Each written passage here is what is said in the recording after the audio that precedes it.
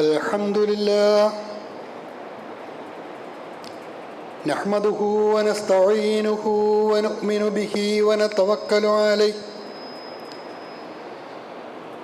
وأشهد أن لا إله إلا الله وحده لا شريك له وأشهد أن محمدًا عبده ورسوله أرسله بالهدى ودين الحق ليظهره على الدين كله ولو كره المشركون اللهم صل على محمد وعلى آل محمد كما صليت على إبراهيم وعلى آل إبراهيم إنك حميد مجيد اللهم بارك على محمد وعلى آل محمد كما باركت على إبراهيم وعلى آل إبراهيم إنك حميد مجيد أما بعد أوصيكم أولا بتقوى الله منيبين إليه واتقوه وأقيموا الصلاة ولا تكونوا من المشركين أعوذ بالله من الشيطان الرجيم بسم الله الرحمن الرحيم وإذ ابتلى إبراهيم ربه بكلمات فأتمهن قال إني جاعلك للناس إماما قال ومن ذريتي قال لا ينال أحد الظالمين إن أريد إلا الإصلاح ما استطعت وما توفيقي إلا بالله عليه توكلت وإليه أنيب.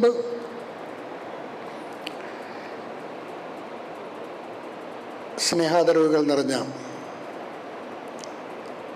സത്യവിശ്വാസികളെ, സത്യവിശ്വാസിനികളെ,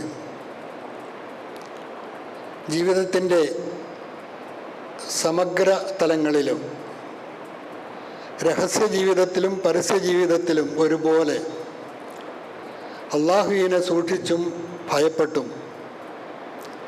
അവൻ്റെ വിധി വിലക്കുകൾ അന്വർത്ഥമാക്കിയും നല്ലവരായി സൽസ്വഭാവികളായി മാതൃകായോഗ്യരും സത്യസന്ധരുമായി ജീവിക്കുവാൻ പരിശ്രമിക്കണേ എന്ന് ഗൗരവപൂർവം എന്നെയും നിങ്ങളെയും ഉണർത്തുകയും ഉപദേശിക്കുകയും ചെയ്യുന്നു.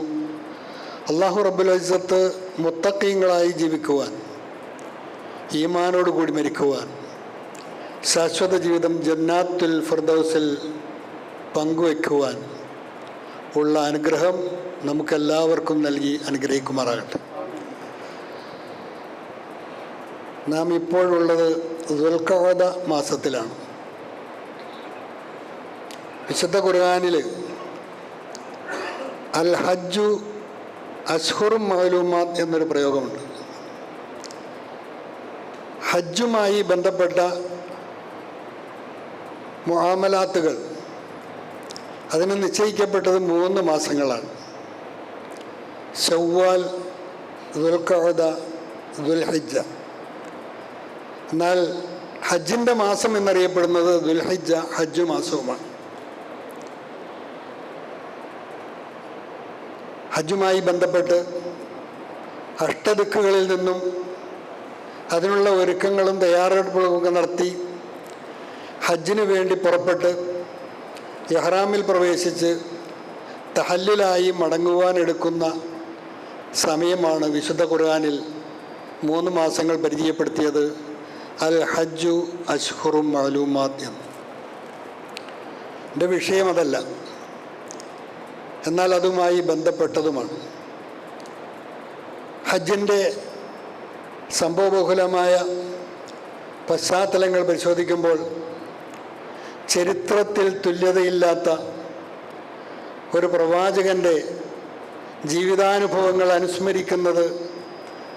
അനുസ്മരിക്കുന്ന ചടങ്ങുകളാണ് ഹജ്ജ് ആദ്യം മുതൽ അവസാനം വരെ നമുക്ക് മനസ്സിലാക്കാൻ കഴിയുന്നത്. ഖലീലുല്ലാഹി ഇബ്രാഹിം നബി അലൈഹിസ്സലാം, വിശുദ്ധ ഖുർആനിൽ അദ്ദേഹത്തിൻ്റെ പേരിൽ തന്നെ ഒരധ്യായമുണ്ട്, നമുക്കറിയാം, സൂറ ഇബ്രാഹിം. അതുപോലെ തന്നെ വിശുദ്ധ ഖുർആനിൽ ഖലീലുല്ലാഹി ഇബ്രാഹിം നബി അലൈഹി സ്വലാമയുടെ സവിസ്തരമായ ചരിത്രം പല അധ്യായങ്ങളിലായി അള്ളാഹു വിവരിക്കുന്നത് നമുക്ക് കാണാൻ പറ്റും.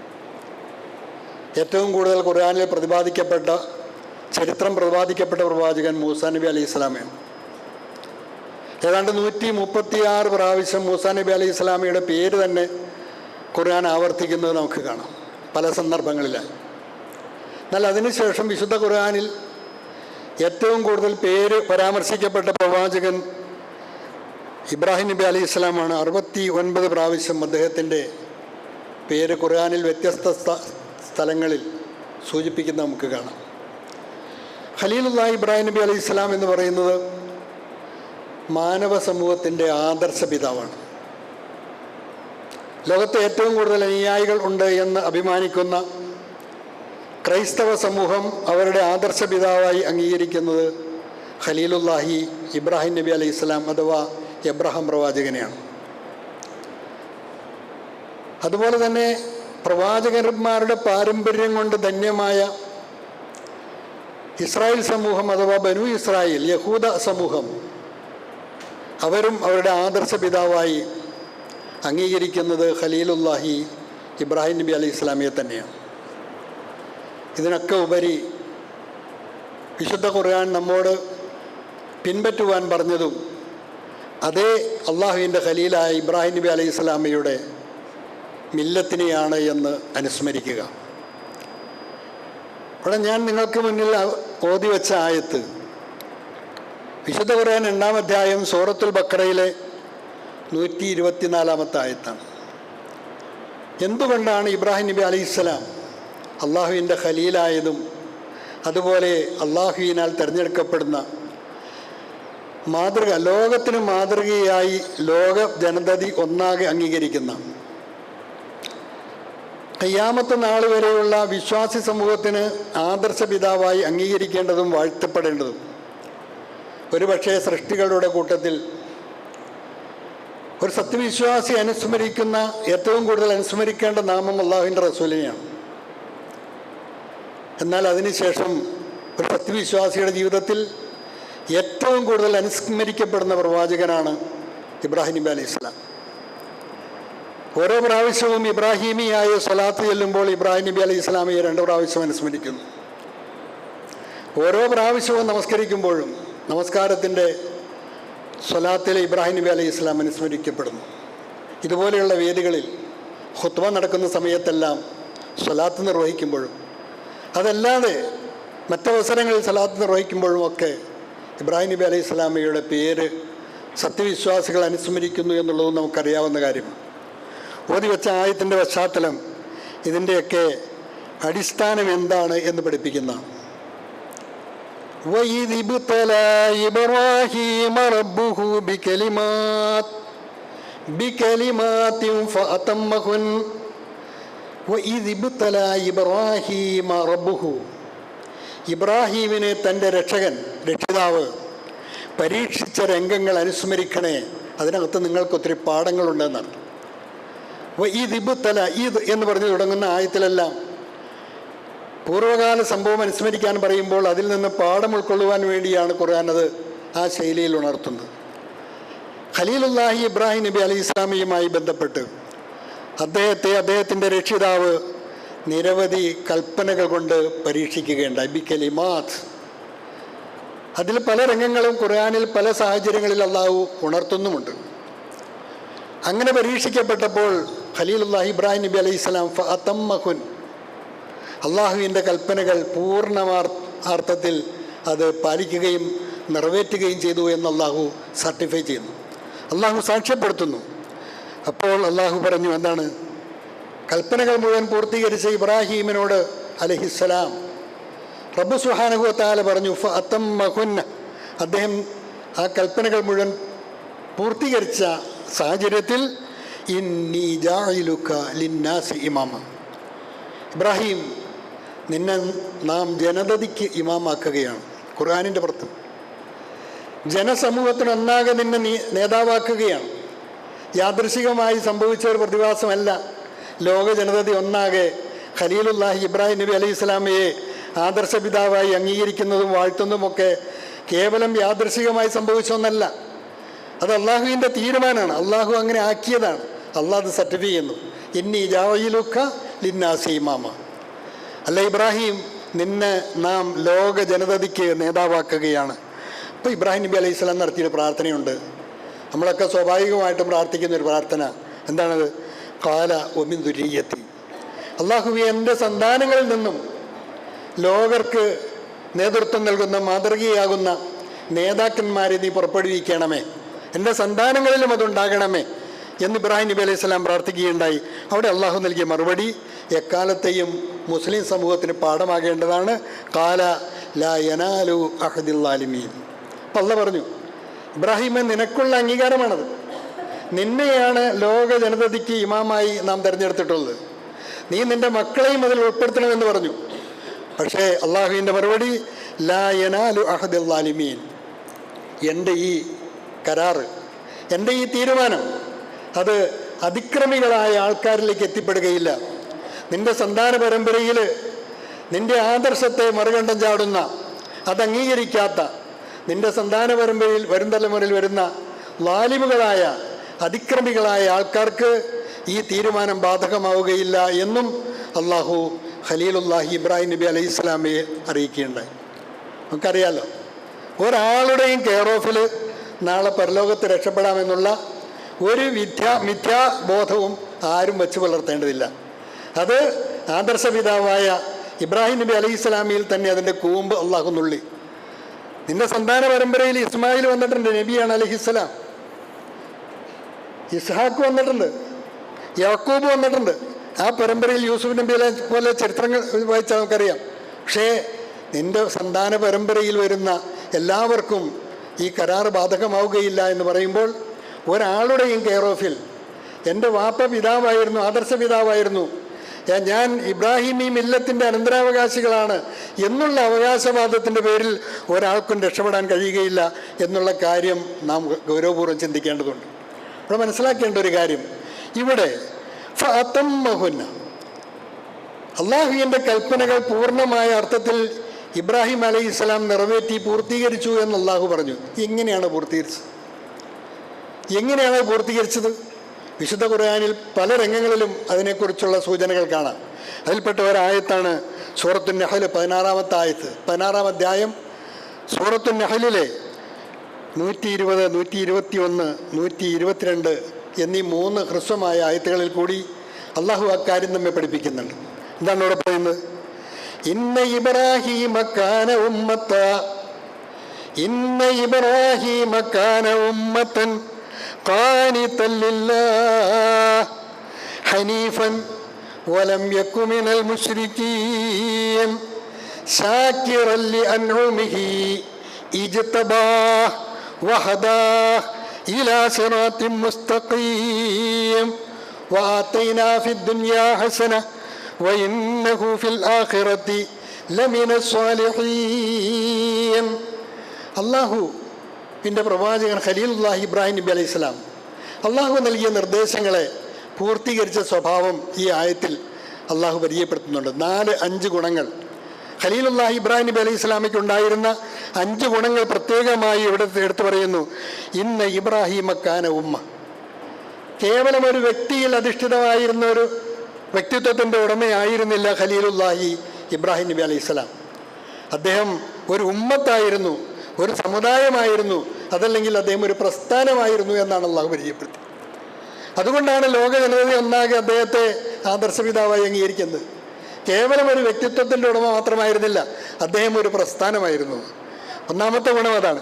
രണ്ടാമത് പറഞ്ഞു ഖാനിതൻ ലില്ലാഹ്, പൂർണ്ണമായ അർത്ഥത്തിൽ അള്ളാഹുവിന് കീഴ്പ്പെട്ടവനായിരുന്നു ഖലീലുല്ലാഹി ഇബ്രാഹിം നബി അലൈഹി സ്വലാം. ഹനീഫൻ, ഒരു വക്ര ചിന്താഗതിയുമില്ലാത്ത ഋജുവായ, നേരെ സ്ട്രെയിറ്റ് ലൈൻ എന്ന് പറയുന്ന അത്ര ഋജുവായ ഒരു ജീവിതശൈലിയുടെ ഉടമയായിരുന്നു. ആർക്കും വായിച്ചെടുക്കാൻ പോകുന്ന സുതാര്യമായ, സുവ്യക്തമായ, യാതൊരു അവ്യക്തതകളുമില്ലാത്ത തുറസ്സായ ഒരു പുസ്തകത്തിൻ്റെ ഉടമയായിരുന്നു ഖലീലുല്ലാഹി ഇബ്രാഹിം നബി സ്വലാം. വീണ്ടും പറഞ്ഞു, നാലാമതായി വലം യക്കു മിനൽ മുശ്രിക്കീൻ. ഒരിക്കലും അദ്ദേഹത്തിൽ നിന്ന് അള്ളാഹുവിൽ പങ്കു ചേർക്കുന്ന ഒരു സ്വഭാവം ഉണ്ടായിട്ടില്ല. അദ്ദേഹം ഒരിക്കലും അള്ളാഹുവിൽ പങ്കു ചേർക്കുന്ന സ്വഭാവത്തിൻ്റെ ഉടമയായിരുന്നില്ല. ഈ 5 ഗുണങ്ങളാണ് ഈ ആയത്തിൽ അള്ളാഹു എടുത്തു പറഞ്ഞത്. എന്തുകൊണ്ട് എന്ത് ചെയ്തു? മാത്രമല്ല പിന്നെ പറഞ്ഞ എന്താണ്? ഷാക്കിറൻ ലി അൻഉമിഹി. 3 പറഞ്ഞോളൂ. ഷാക്കിറൻ ലി അൻഉമിഹി. അള്ളാഹു ചെയ്ത അനുഗ്രഹങ്ങൾക്ക് മുഴുവനും നന്ദിയുള്ളവനായിരുന്നു ഖലീലുല്ലാഹി ഇബ്രാഹിം നബി അലൈഹി സ്വലാം, അല്ലേ? ഈ നന്ദി പ്രകാശനത്തെക്കുറിച്ച് സുദീർഘമായി പറയേണ്ടത്. നമ്മളൊക്കെ എണ്ണിയാലൊടുങ്ങാത്ത അള്ളാഹുവിൻ്റെ അനുഗ്രഹങ്ങൾ ആസ്വദിച്ച് ഈ ഭൂമുഖത്ത് ജീവിക്കുന്നവരാണ്. അള്ളാഹു നൽകിയ അനുഗ്രഹങ്ങൾക്ക് നന്ദി രേഖപ്പെടുത്തുന്ന സ്വഭാവം നമ്മളിൽ എത്രയുണ്ട് എന്ന് ഓരോരുത്തരും ഒന്ന് ആത്മപരിശോധന നടത്തേണ്ടതാണ്.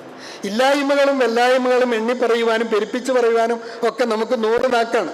പക്ഷെ അള്ളാഹ് എനിക്ക് എന്തൊക്കെ തന്നിട്ടുണ്ട്, ആ കാര്യം നമ്മൾ വിസ്മരിക്കുന്നു. അള്ളാഹുവിൻ്റെ ഖലീൽ അങ്ങനെ ആയിരുന്നില്ല. ഷാക്കിറൻ ലി അൻഉമി. അള്ളാഹു ചെയ്തു കൊടുത്ത സർവമാന അനുഗ്രഹങ്ങൾക്കും നന്ദി രേഖപ്പെടുത്തുന്നവനായിരുന്നു. അതുകൊണ്ടാണ് ഇജ്തബാഹ്, അള്ളാഹു പ്രത്യേകം പരിഗണന നൽകി അദ്ദേഹത്തെ തിരഞ്ഞെടുത്തത്. ഇജ്തബാഹു, പിന്നെ വഹദാഹു, പ്രത്യേകം തിരഞ്ഞെടുത്തു. അദ്ദേഹത്തിൻ്റെ റൂട്ട് കൃത്യമായി അള്ളാഹു അദ്ദേഹത്തിന് കാണിച്ചു കൊടുത്തു. ഇലാ സിറാത്തി മുസ്തഖീം, നേരായ മാർഗത്തിലേക്കുള്ള വഴി അള്ളാഹു അദ്ദേഹത്തിൻ്റെ മുമ്പിൽ തെളിയിച്ചു കൊടുക്കുകയും ആ വഴിയിൽ കൂടി അദ്ദേഹത്തെ നടത്തുകയും ചെയ്തു. തീർന്നില്ല. വആതൈനാഹു ഫിദ്ദുനിയാ ഹസന. വആതൈനാഹു, അദ്ദേഹത്തിന് നാം നൽകിയേണ്ട അള്ളാഹ് പറയണ്ടായി. ഫിദ്ദുനിയാ ഹസന, ഈ ലോകത്ത് തന്നെ എമ്പാടും നന്മകൾ അദ്ദേഹത്തിന് നൽകുകയുണ്ടായി. വഇന്നഹു ഫിൽ ആഖിറത്തി ലമിന സ്വാലിഹീൻ, തീർച്ചയായും പരലോകത്ത് ഖലീലുല്ലാഹി ഇബ്രാഹിം നബി അലൈഹി സ്വലാം ലമിന സ്വാലിഹീൻ, ഉറപ്പായും സ്വാലിഹീങ്ങളുടെ നേതാവായിരിക്കും, സ്വാലിഹീങ്ങളുടെ കൂട്ടത്തിലായിരിക്കും അദ്ദേഹത്തിൻ്റെ സ്ഥാനം. ഇത് എന്തുകൊണ്ട്, അല്ലെങ്കിൽ എങ്ങനെ ഖലീലുല്ലാഹി ഇബ്രാഹിം നബി അലൈഹി സ്വലാം ഈ രംഗത്തേക്ക് എത്തിപ്പെട്ടു എന്നുള്ളതിനെക്കുറിച്ചാണ്. അതുകൊണ്ട് തന്നെ വഔഹൈനാ ഇലൈക്, നബി സല്ലല്ലാഹു അലൈഹി വസല്ലമയെ വിളിച്ചുകൊണ്ടും അള്ളാഹു പറഞ്ഞു. എന്താ പറഞ്ഞത്? വഔഹൈനാ ഇലൈക്, താങ്കൾക്ക് നാം ഇതാ ദിവ്യബോധനം നൽകിയിരിക്കുന്നു. എന്താണ് നബി സല്ലല്ലാഹു അലൈഹി വസല്ലമയ്ക്ക് നൽകിയ ദിവ്യബോധനം? വിശുദ്ധ ഖുർആൻ 16-ാം അധ്യായം സൂറത്തുൻ നഹ്ലിലെ 123-ാമത്തെ ആയത്തിൽ നബി സല്ലല്ലാഹു അലൈഹി വസല്ലമയെ നേരെ വിളിച്ചുകൊണ്ട് പറഞ്ഞു. എന്ത് പറഞ്ഞു? അനിത്തബിഅ മില്ലത ഇബ്രാഹിം, ആ ഇബ്രാഹീമിൻ്റെ ഋജുവായ ആ മാർഗമാണ് നീ പിൻപറ്റേണ്ടത്. റസൂലുള്ളാഹി സ്വല്ലല്ലാഹു അലൈഹി വസല്ലമയോട് പിൻപറ്റാൻ നിർദ്ദേശിച്ച മാർഗവും ഖലീലുല്ലാഹി ഇബ്രാഹിം നബി അലൈഹി സ്വലാമയുടെ മാർഗമാണ്. ഹനീഫൻ, അദ്ദേഹം ഒരു വക്രതയുമുള്ള മനസ്സിൻ്റെ ഉടമയായിരുന്നില്ല, ഹനീഫായിരുന്നു. വമാ കാന മിനൽ മുശ്രിക്കീൻ, ജീവിതത്തിൽ ഒരിക്കൽ പോലും ശിർക്ക് സംഭവിക്കാത്ത വ്യക്തിയായിരുന്നു. അപ്പോൾ ശുദ്ധമായ ജീവിതത്തിൻ്റെ ഉടമകളായിരിക്കണം. ജീവിതത്തിൽ ശിർക്ക് സംഭവിച്ചു പോകാനേ പാടില്ല. അതാണ് മില്ലത്ത് ഇബ്രാഹിം എന്ന് നബി സല്ലല്ലാഹു അലൈഹി വസല്ലമയെ പഠിപ്പിച്ചു കൊടുക്കുകയും ആ മില്ലത്താണ് ഖലീലുല്ലാഹി ഇബ്രാഹിം നബി അലൈഹി സ്വലാമയുടെ മില്ലത്താണ് താങ്കൾ പിൻപറ്റേണ്ടത് എന്ന് അദ്ദേഹത്തെ ഉണർത്തുകയും ചെയ്തു. എന്നാൽ ഇത് അദ്ദേഹത്തോട് മാത്രമുള്ള കൽപ്പനയാണോ? അദ്ദേഹത്തോട് മാത്രമുള്ള കൽപ്പനയാണോ? ഇവിടെ പറഞ്ഞത് നബി സല്ലല്ലാഹു അലൈഹി വസല്ലമയുടെ നേർക്കരെ വിളിച്ചുകൊണ്ടാണ്. താങ്കൾക്ക് നാം ദിവ്യബോധനം നൽകിയിരിക്കുന്നു എന്നാണ്. അതേ ഖുർആനിൽ തന്നെ ആലു ഇമ്രാൻ 3-ാം അധ്യായം സൂറ ആലു ഇമ്രാനിലെ 95-ാമത്തെ ആയത്തിൽ കാണാം. എന്താണ്? സത്യവിശ്വാസികളോടുള്ള കൽപ്പന. ഫത്തബിഊ, നിങ്ങൾ ഇത്തിബാഅ് ചെയ്യണേ, നിങ്ങൾ പിൻപറ്റണേ. അതിനാൽ നിങ്ങളും പിൻപറ്റണേ മില്ലത്തെ ഇബ്രാഹിം ഹനീഫ, ഋജുവായ ഇബ്രാഹിമിൻ്റെ ഈ മില്ലത്തിനെ നിങ്ങളും പിൻപറ്റണേ. വമാ കാന മിനൽ മുശ്രിക്കീൻ, അദ്ദേഹത്തെ ശിർക്ക് ചെയ്യുന്ന, അള്ളാഹുവിൽ പങ്കു ചേർക്കുന്ന സ്വഭാവത്തിൻ്റെ ഉടമകളായിരുന്നില്ല എന്ന് എടുത്തു പറയുന്നു. ഇത് എടുത്തു പറഞ്ഞിട്ട് അള്ളാഹു വീണ്ടും പറഞ്ഞു. എന്തുകൊണ്ടാണ് വീണ്ടും സ്ട്രെസ് ചെയ്തുകൊണ്ട് എന്താണ് കാരണം പറയുന്നിടത്ത് സൂറ മുംതഹിനയിൽ കാണാം. ഖദ് കാനത് ലക്കും ഉസ്വത്തുൻ ഹസന, ഖദ് കാനത് ലക്കും ഉസ്വത്തുൻ ഹസന, തീർച്ചയായും ഇബ്രാഹീമിൽ നിങ്ങൾക്ക് ഉദാത്തമായ, ഉത്കൃഷ്ടമായ, ഉത്തമമായ മാതൃകയുണ്ട്. ഫീ ഇബ്രാഹീമ വല്ലദീന മഅഹു, ഇബ്രാഹീമിലും അദ്ദേഹത്തോടൊപ്പം ഉണ്ടായിരുന്നവരിലും ഉത്തമമായ മാതൃകയുണ്ട്. അതുകൊണ്ട് ആണ് എന്നുകൂടി പരിചയപ്പെടുത്തുന്നു. നമുക്കറിയാലോ എന്താണ് ഞാൻ തുടക്കത്തിലേ പറഞ്ഞു, ചരിത്രത്തിൽ തുല്യതയില്ലാത്ത ത്യാഗപരിശ്രമങ്ങൾക്ക് സാക്ഷ്യം വഹിച്ച, അള്ളാഹുവിൻ്റെ മാർഗത്തിൽ ത്യാഗപരിശ്രമങ്ങൾ സമർപ്പിച്ച മറ്റൊരു ചരിത്രം സമാനമായി ചൂണ്ടിക്കാണിക്കാനില്ലാത്ത ചരിത്രത്തിൻ്റെ ഉടമയാണ് ഖലീലുല്ലാഹി ഇബ്രാഹിം നബി അലൈഹി സ്വലാം. എത്രയോ അഗ്നിപരീക്ഷകൾ അല്ലേ, നേർക്ക് നേരെ ഒരു മനുഷ്യനെ നരകത്തിന് സമാനമായ അഗ്നികുണ്ഡത്തിലേക്ക് വലിച്ചെറിയപ്പെട്ട ഒരു മനുഷ്യൻ ചരിത്രത്തിലുണ്ടെങ്കിൽ അത് ഖലീലുല്ലാഹി ഇബ്രാഹിം നബി അലൈഹി സ്വലാമാണ്. അതുപോലെ എത്രയോ രംഗങ്ങൾ ഇവിടെ എല്ലാം ഖലീലുല്ലാഹി ഇബ്രാഹിം നബി അലൈഹി സ്വലാം ചെയ്ത ത്യാഗം, അതാണ് വിശുദ്ധ ഖുർആൻ സൂറ ഹജ്ജിൽ അവസാനത്തെ ആയത്തിൽ പറയുമ്പോൾ, അവസാനത്തെ ആയത്ത് സമയമില്ലാത്തതുകൊണ്ട് ഞാൻ അങ്ങോട്ട് പോകുന്നില്ല, സമയം ദീർഘിക്കുന്നുണ്ട് ഞാൻ അങ്ങോട്ട് പോകുന്നില്ല. അവസാനത്തെ ആയത്തിൽ പറഞ്ഞു വജാഹിദു ഫില്ലാഹി ഹഖ്ക ജിഹാദി. നമ്മളോട് പറഞ്ഞ് നിങ്ങൾ ത്യാഗപരിശ്രമങ്ങൾ അർപ്പിക്കണേ, ജിഹാദ് ചെയ്യണേ. വജാഹിദു ഫില്ലാഹ്, അള്ളാഹുവിൻ്റെ മാർഗത്തിൽ ത്യാഗപരിശ്രമങ്ങൾ സമർപ്പിക്കണേ. ഹഖ്ക ജിഹാദി, മുറപ്രകാരമുള്ള ജിഹാദ്, ഉപരിപ്ലവമായ ജിഹാദല്ല, വികൃതവൽക്കരിക്കപ്പെട്ട ജിഹാദുമല്ല, തെറ്റിദ്ധരിപ്പിച്ചുകൊണ്ടിരിക്കുന്ന ജിഹാദുമല്ല. ഖലീലുല്ലാഹി ഇബ്രാഹിം നബി അലൈഹി ഇസ്ലാം കാണിച്ചു തന്ന ആ മുറപ്രകാരമുള്ള ജിഹാദ് നിങ്ങൾ നിങ്ങളുടെ ജീവിതത്തിൽ സാർത്ഥകമാക്കണേ. അവൻ്റെ പേരാണ് മുസ്ലിം, അവൻ്റെ പേരാണ് മുജാഹിദ്. മുസ്ലിം എന്നുള്ളതിന് പര്യായപദമായി ഖുർആനിൽ ഉപയോഗിച്ച മറ്റൊരു വാക്കാണ് ഏത്, മുജാഹിദ് എന്നുള്ളത്. മനസ്സിലായില്ലേ? ഏതെങ്കിലും ഒരു ഗ്രൂപ്പിൻ്റെ പേരല്ല. മുസ്ലിം എന്നതിന് പര്യായപദമായിട്ട് ഖുർആനിൽ ഉപയോഗിച്ച മറ്റൊരു പദമാണ് മുജാഹിദ്. ഒരു മുസ്ലിമാണോ അവൻ മുജാഹിദായിരിക്കണം, ഒരു മുജാഹിദാണോ അവൻ മുസ്ലിം ആയിരിക്കണം. ഇത് അഭിപ്രായമാണ്. ആ ജിഹാദ് സായുധ സമരമല്ല, ആയുധം പിടിച്ചുകൊണ്ട് സമരമല്ല. ഖലീലുല്ലാഹി ഇബ്രാഹിം നബി അലൈഹി സ്വലാം രാജ്യമാണ് നമ്രൂദിനോട് ജിഹാദ് ചെയ്തിട്ടുണ്ട്, സ്വന്തം പിതാവിനോട് ജിഹാദ് ചെയ്തിട്ടുണ്ട്, സമൂഹത്തോട് ജിഹാദ് ചെയ്തിട്ടുണ്ട്. ഇതൊക്കെ ഖുർആനിൽ നമുക്ക് പറഞ്ഞു തരുന്നുണ്ട്.